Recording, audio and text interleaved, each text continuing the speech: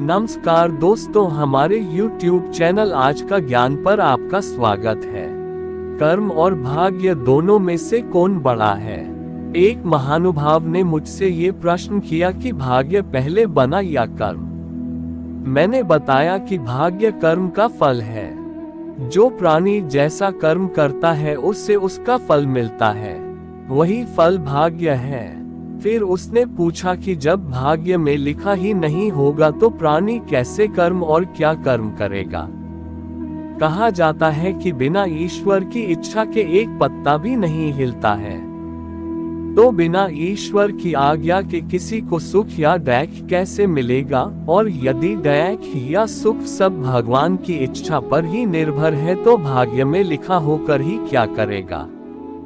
भाग्य में सुख लिखा है और यदि भगवान नहीं चाहेगा तो भाग्य में लिखा होकर ही सुख नहीं मिल पाएगा।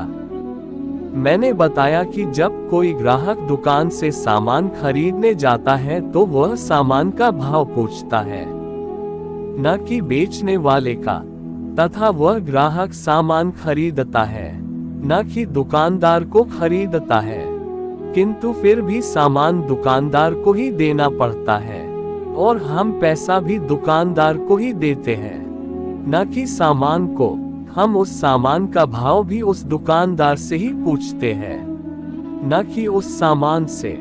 हमारे पैसे के मुताबिक दुकानदार सामान का वजन निर्धारित करता है, उसकी गुणवत्ता निर्धारित करता है, फिर वह सामान देता है।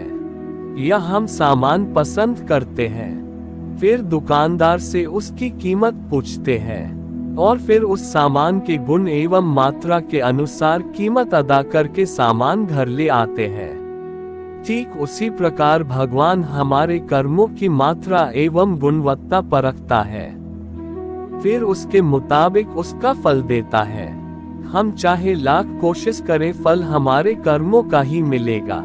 फिर उसने पूछा कि जब सब कुछ वही होगा जो भाग्य में लिखा है, तो फिर कर्म क्यों करना? जो लिखा होगा वह होगा।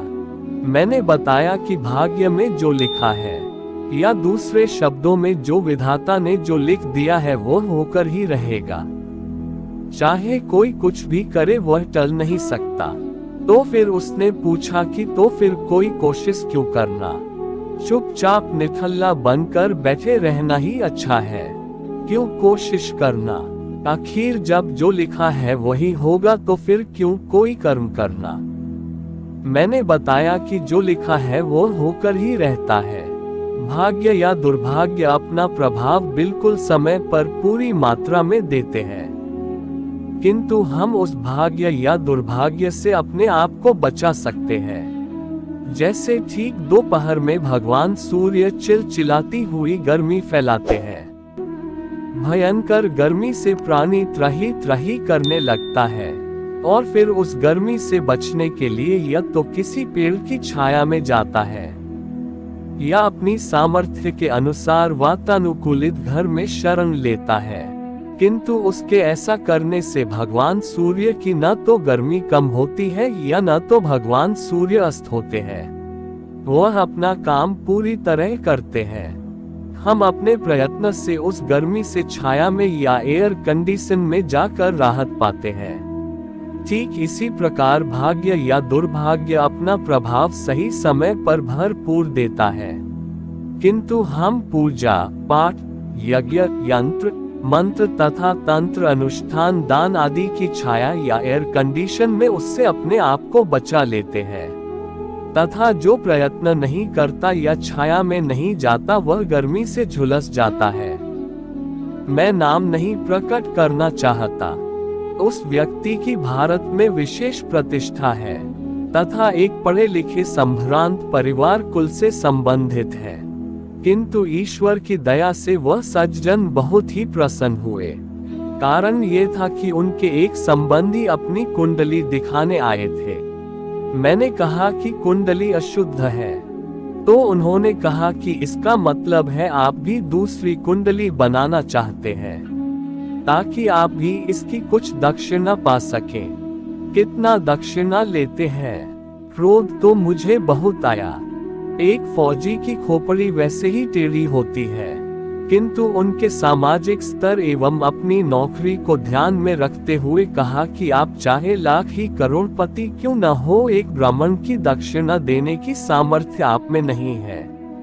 जब सत्यवादी राजा हरिश्चंद्र अपना राजपाट, बेटा, पत्नी एवं घर परिवार बेचकर भी ब्राह्मण विश्वामित्र की दक्षिणा नहीं दे पाए तो आप भला क्या देंगे। मैंने कहा कि आप पूछना क्या चाहते हैं, तो उन्होंने कहा कि मैं कुछ नहीं पूछना चाहता, यह मेरे भाई साहब है। यही आपकी प्रसिद्धि से प्रभावित होकर अपना भविष्य जानने आए हैं। मैं तो सीधा जानता हूँ कि जो भाग्य में लिखा है वो टल नहीं सकता तथा दुर्भाग्य से नहीं बचा जा सकता। किंतु जब मैंने इसका विश्लेषण उन्हें बताया तो वह बहुत ही प्रभावित हुए। अस्तु, मैं यहाँ ये कहना चाहता हूँ कि आदमी को पहले ये जानना चाहिए कि उसे कष्ट क्या है। कुंडली की 12 भावों का सम्यक अध्ययन करके कष्ट का प्रकार पहले जानना चाहिए तथा फिर उसके निराकरण का सम्यक उपाय करना चाहिए। भाग्य या दुर्भाग्य को बदला नहीं जा सकत, किंतु उसके अच्छे या बुरे प्रभाव से बचा जा सकता है। इसीलिए कहा गया है कि ललाट पट्टे लिखिता विधात्रा षष्ठी दिने या अक्षर मालिका च ताम जन्मपत्री प्रकटीम विधत्ते दीपो यथा वस्तु घनांधकारे। अर्थात जन्म के छठे दिन विधाता ने ललाट में जो अक्षर लिख दिया उसे जन्मपत्री ठीक वैसे ही प्रकट कर देती है जैसे घने अंधकार में पड़ी वस्तु को कोई दीपक प्रकट कर देता है। दोस्तों, अगर आपको ये जानकारी अच्छी लगी हो तो लाइक और सब्सक्राइब जरूर करें। धन्यवाद।